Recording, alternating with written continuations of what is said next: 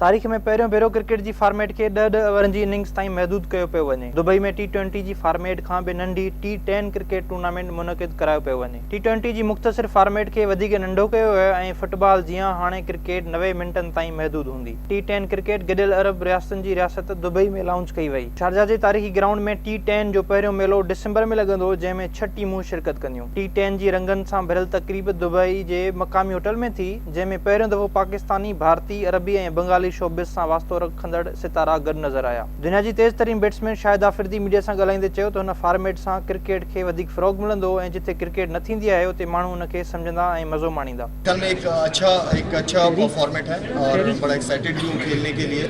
और I think जिस तरह मैंने पहले मेंशन की थी चीज़ के, अगर ऐसे मुल्क जहाँ पे क्रिकेट नहीं होती है, ऐसे लोग क्रिकेट नहीं खेलते या जिनको क्रिकेट के बारे में नहीं पता, ये ऐसा फॉर्मेट है कि आप क्रिकेट को इंट्रोड्यूस करा सकते हैं 90 मिनट के अंदर। मिसबाह लुक चयो त हीउ तमामु सुठो क़दम आहे ऐं घटि में घटि वक़्त में घणे मां घणी रांदि ॾिसण में मिलंदी।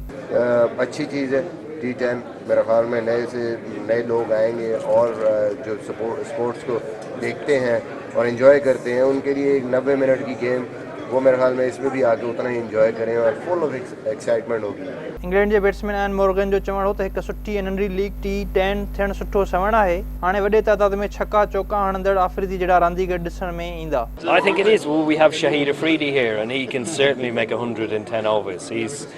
I think when you look at aspects of what you need in T10 cricket, I think Shahid Afridi has a lot of them. He can bat, bowl, and field, and he's certainly one of the most explosive players I've played against. December में थींदड़ हिन T10 cricket tournament में वीरेंद्र सहवाग, साकिब उल हसन, कुमार संगाकारा ऐं ॿिया आलमी cricketer हिसो वठंदा।